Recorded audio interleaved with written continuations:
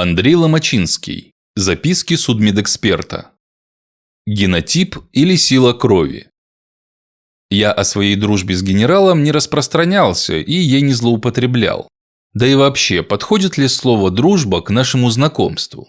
Профессор Дерябин такое отношение оценил и, как мне казалось, порой нарочно выходил в коридор как раз перед обязательным построением, когда все население факультета гарантированно промелькнет перед его глазами.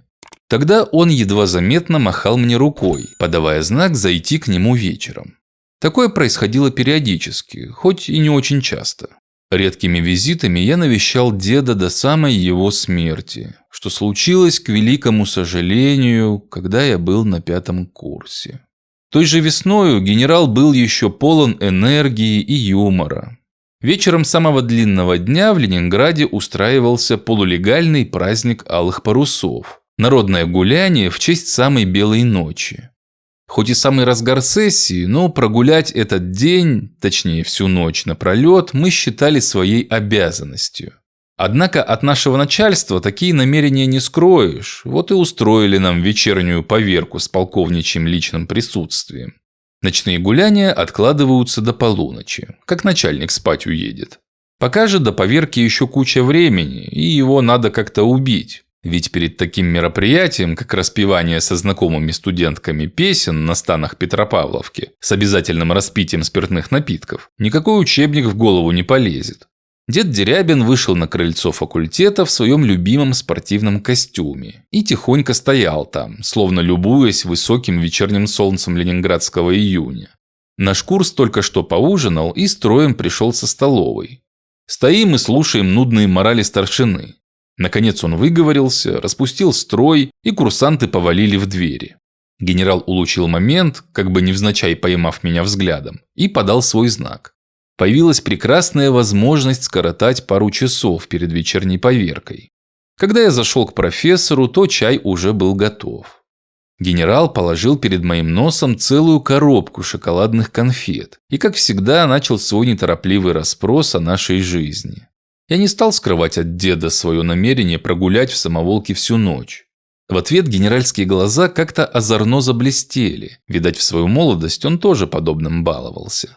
Порасспрашивал о подругах, посоветовал, уж если и приспичит делать серьезный выбор, то надо обязательно посмотреть на родителей зазнобы. Я в ответ несколько неуважительно хмыкнул. Генерал улыбнулся.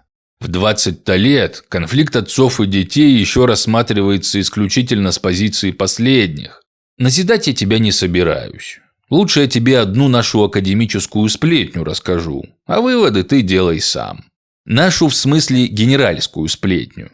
Соседкой нашей академии является артиллерийская академия. Если с Литейного моста смотреть, то медики по правую сторону, а артиллеристы по левую. Чтобы из одной академии в другую добраться, всех делов, проспект Лебедева перейти. Между собой эти академии жили очень мирно, так как их пути и интересы никак не пересекаются. То есть где-то, конечно, пересекаются, но это далеко и высоко, в Москве, в Министерстве обороны, а в повседневной жизни наше бытие абсолютно автономное друг от друга. Видать, из такого географического соседства и возникла у начальников обеих академий большая дружба. Наш начальник – генерал-полковник Иванов, а начальник артиллерийской академии – генерал-полковник Анисовец. Равенство званий и полная независимость друг от друга такой дружбе весьма способствовали. Любили генералы друг к другу в гости съездить, на дачке рыбку половить, в картишки перекинуться, да в баньке попариться. У медицинского генерала уж внучата нарождаться стали, а вот у артиллериста облом короче. Не было у Анисовца детей. Ну, над мадам Анисовец вся кафедра гинекологии колдовала. Да без толку. Точного диагноза я не помню, но вывод был один. Медицина бессильна. Очень такое заключение генерала Анисовца опечалило, что он своему другу и высказал. На кафедре гинекологии ВМА в то время начальствовал один военный профессор, полковник Цвилев. Знаешь же классификацию советских полковников. Товарищ полковник, просто полковник и «Эй, полковник». Для медицинского генерал-полковника обычный полковник медицинской службы в любом случае попадал под категорию «эй-полковников», будь ты хоть трижды профессор. Позвал Иванов Цвилева и говорит: «Проблему моего друга необходимо решить самым наилучшим образом. Надо найти очень хорошего ребенка на усыновление. Точнее, на удочерение. Очень анисовцам девочку захотелось». Критерии были простые. Родители должны быть 100% здоровы, очень умны и красивы. Козырнул Цвилев, ответил вечно военное «и есть» и принялся за работу. Уж по каким каналам он ребеночка искал, я и понятия не имею. Однако нашел, что потребовали. И весьма быстро. Молодую беременную привез к себе в клинику аж за месяц до родов. Досконально обследовал, убедился в полном здоровье, лучший курс витаминотерапии провел и точно в срок сам роды принял. Подождал еще дней 10, проконтролировал, чтобы ребенок на полноценном грудном питании был, и пошел докладывать начальнику академии.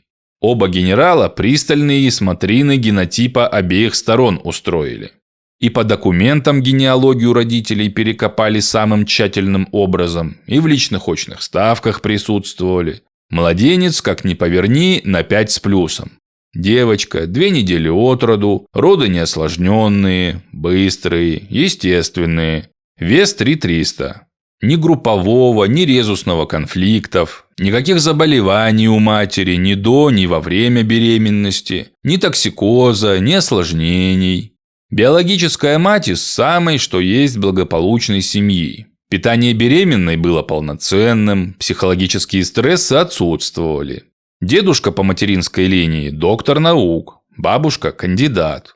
По отцовской линии науки меньше, но общественный статус повыше.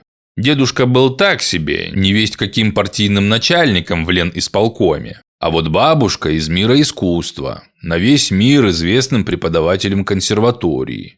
Одно только «но» оставалось. Отец ребенка только месяц назад как поступил на первый курс юрфака Ленинградского университета, а мама вообще малолетка, только перешла в 9 класс средней школы.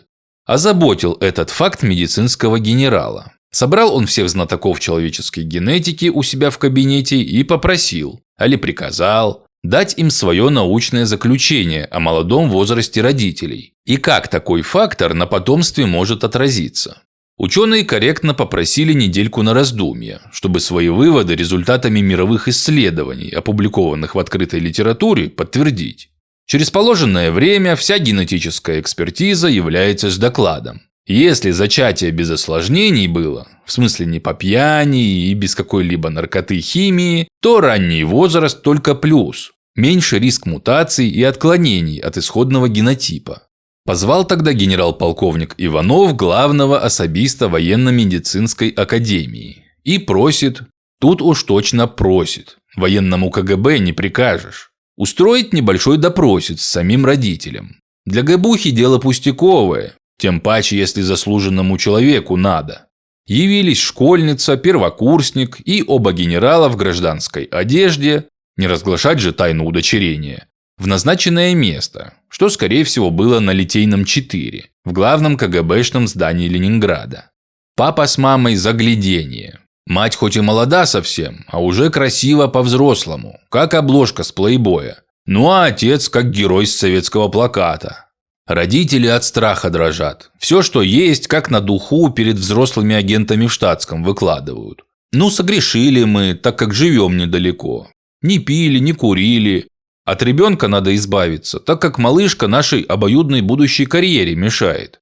Очень генералам такой ответ понравился. Быстренько оформили необходимые документы об удочерении, а о том, что ребенок приемный, тайна получилась полная. Родители отказ безоговорочный подписали, вроде как и не сношались и не рожали никого. Мадам Анисовец и муж-генерал в приобретенной дочке души не чаяли. А девочка своим биологическим родителям соответствовала на все 100. Красиво была, как на открытке. Училась на одни 5. В школе активистка и спортсменка. Учителя не нарадуются, а одноклассники так все поголовно в любви признаются класса этак с 5. И все было благополучно до конца 8 класса. 14 полных лет прошло с момента, как профессор Цвилев сию малышку на руках своих держал. И вот нате, опять она в его клинике очутилась. Снова вызывают генералы полковника Цвилева и говорят, можно ли что-нибудь придумать, типа аборт на таких сроках сделать.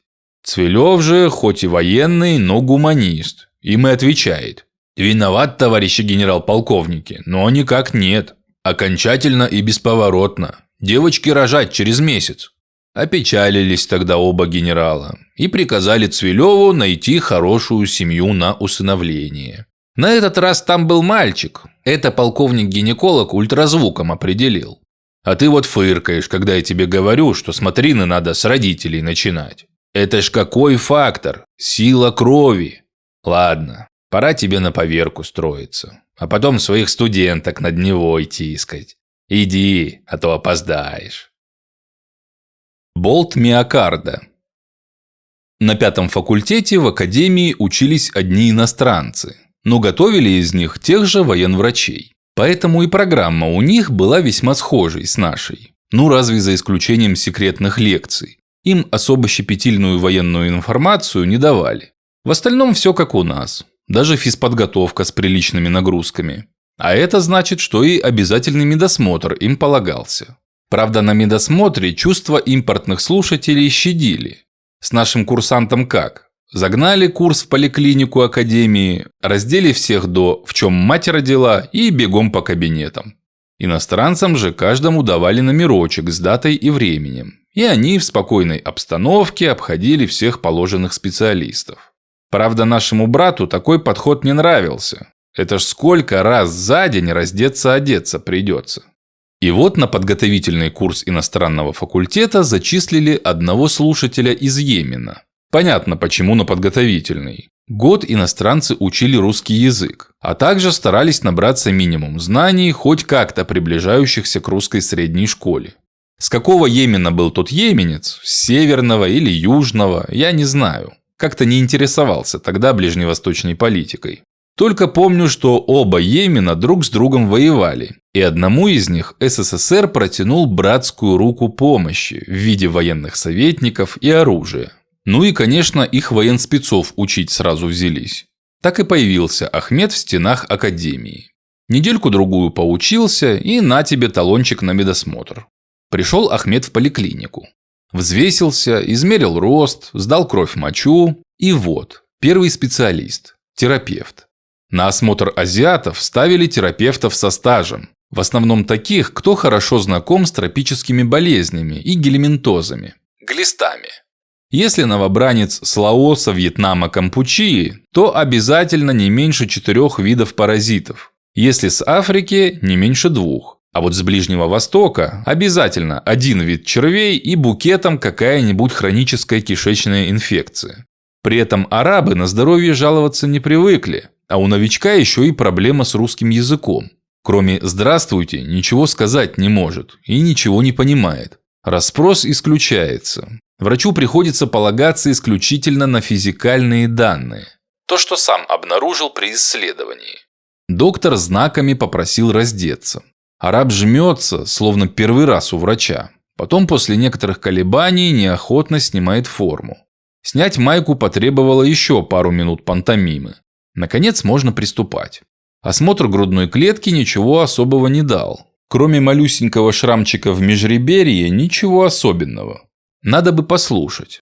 Только положил терапевт мембрану своего фонендоскопа на область сердца, так сразу чуть не подпрыгнул от неожиданности. Во-первых, громко, а во-вторых, такого он за всю свою практику не выслушивал. Сердце гудело, клокотало и рычало. Иногда в этих шумах слышалось протяжное «пшшш», как будто в грудной клетке кто-то сдергивал миниатюрный унитаз. Иногда совсем необычное гулкое глок-глок-глок, словно из некой внутригрудной ванны вытекала вода. Иногда оттуда неслась барабанная дробь, иногда кошачье мурлыканье, как при сильном пороке. Но при пороке шумы на каждое сердцебиение одни и те же, а тут разные. Так не бывает. Направили араба в клинику факультетской терапии на электро- и эхокардиограмму. Что такое ЭКГ, всем понятно. А вот что такое эхо, следует пояснить.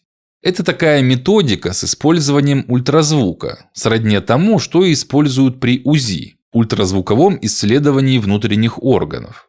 Только при УЗИ картинка получается как в ненастроенном телевизоре с помехами, но все же реальная. Наиболее любим этот метод в акушерстве-гинекологии, когда нерожденных еще бэбичек их мамкам показывают. А эхокардиограмма дает картинку, напоминающую волны, динамику движения клапанов. Тут ни специалист не разберется. Однако в Ахметовой эхокардиограмме и врачу-кардиологу мало что понятно. На верхушке сердца была зона неподвижности. Вроде внутри сердца вырос гриб. Этакий маленький внутрисердечный подосиновик или подберезовик, совершенно не похожий ни на тромб, ни на опухоль. Наверное, этот гриб и шумит так странно. Еще эхо четко показало дефект межжелудочковой перегородки. Это такая мышечная пластина, что разделяет наше сердце пополам. Одна половинка качает венозную кровь в легкие, а другая артериальную по всему телу. Если в этой перегородке будет дырка, то обе крови будут смешиваться. Венозная кровь, где мало кислорода, будет портить артериальную. Еще напором крови через такую дырку сильный левый желудочек может запросто раздуть слабый правый. А когда правый желудочек раздуется, то хорошо качать кровь через легкие он не сможет. Образуется венозный застой. Таким больным даже лечь проблема. Сидячая инвалидность с кашлем и кровохарканьем, а потом долгая и мучительная смерть. Иностранцы под наш 185-й приказ, согласно которому в те годы из армии по здоровью комиссовали, никак не попадали. Поэтому хоть ты трижды калека, но если есть желание, то учебу можешь продолжать. У Ахмета желание было. Тогда позвали ему в переводчики другого араба, старшекурсника, и предложили операцию – хирургически закрыть этот дефект. Ахмет согласен. Ну, раз согласен, ложись в клинику госпитальной хирургии. Там у нас сердце оперируют.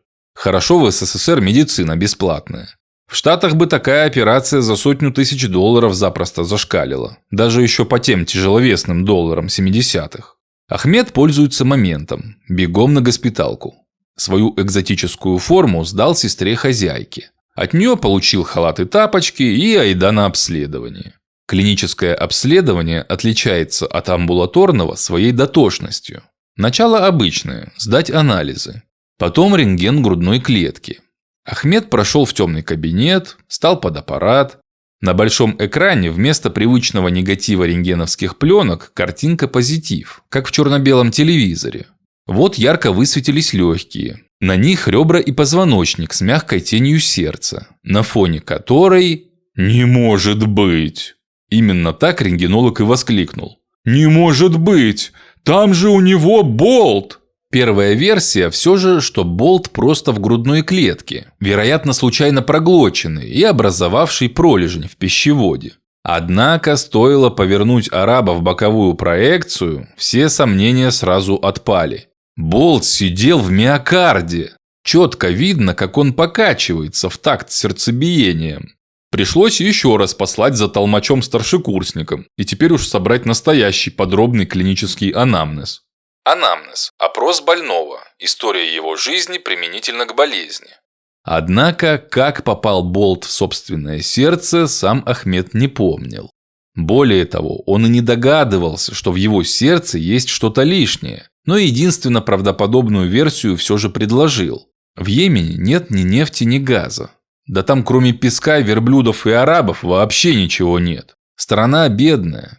До начала советских военных поставок с оружием у йеменцев было так себе. Обе стороны мастерили противопехотные мины из чего придется.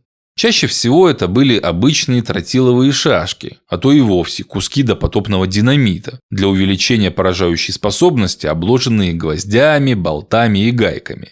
Этакий самодельный аналог стандартного поражающего элемента. Ахмет помнит одно – он на такой мине подрывался. Очнулся уже в санитарной палатке. Из лечения вспоминаются давящие плотные повязки с топленым курдючным жиром, отвар из верблюжьей колючки, верблюжье же молоко и сон. Провалялся он очень долго, но никакой операции ему не делали, да и ни крови, ни растворов не переливали. Даже антибиотиков никаких не давали. Все само зажило по воле Аллаха. Потом Ахмед окончательно выздоровел и поехал учиться на военного врача. Правда, бегать ему все еще несколько тяжеловато. Теперь он понимает, почему. В его сердце болт остался, за который он слезно просит русских врачей, чтобы вытащили. Да продлит Аллах годы их жизни и наполнит их дома достатком. Поджалуйста! Операцию провел сам академик Колесников. Болт извлекли, дефект межжелудочковой перегородки ушили. В ходе операции по старым рубцам определили траекторию болта. Тот попал в нижнюю часть грудной клетки со спины, слегка отрикошетив от ребра, прошил стенку правого желудочка, пробил межжелудочковую перегородку, вышел в левый желудочек, где на излете и затормозился в самой верхушке сердца. Анатомическая верхушка сердца располагается в самом низу. Это аналог того самого острячка, что на всех стилизованных картинках рисуют. По всем канонам полевой хирургии, такая рана без самой немедленной специализированной помощи гарантированно несовместима с жизнью. И не один раз, а 5. Почему сразу не возникло острой тампонады, смертельного состояния, когда сердце обжимается кровью, вытекшей в сердечную сорочку, и из-за этого останавливается, никто не знает. Удивительно, что этот раненый не скончался от кровопотери, а еще вероятней от синдрома пустого выброса, когда сердце перестает сокращаться, если его камеры внезапно оказываются пусты от моментального массивного излития крови. Непонятно, почему не погиб от пневмоторакса. Состояние, когда грудная клетка пробита и легкое спадается от накопившегося вокруг него воздуха. Неясно, каким образом он, по сути, без какого-либо лечения избежал тяжелейших инфекционных осложнений, всяких там гнойных перикардитов, плевритов, да медиастенитов. Полостей вокруг сердца и легких, а также области в центре грудины, неизбежно заражаемых микробами при осколочном ранении такого рода. И совсем странно, как такая рана в сердце смогла самостоятельно зарубцеваться. Впрочем, не совсем. Дырка-то между желудочками все же не зажила. И последнее чудо. Как с металлическим объектом в миокарде и таким серьезным пороком Ахмед себя нормально чувствовал? Именно на эти вопросы академик Колесников и хотел получить ответы. Когда Ахмед поправился после операции, опять послали за переводчиком. Опять принялись за расспросы. И опять ничего не узнали. Тогда переводчика отпустили, но чтобы хоть как-то скрасить научное фиаско, академик-генерал решил на худой конец блеснуть политической правильностью. Вот видите, как трудно живется трудовому народу за рубежом. Никакой медицинской помощи. Ахмед, скажи нам, ты ведь из бедняцкого сословия? Ахмед непонимающе хлопал глазами. Академик упростил вопрос. Ну, кем твой папа работает? На этот раз до Ахмеда дошло, о чем его спрашивают. Он вздохнул и, обреченно махнув рукой, ответил. «Царёй».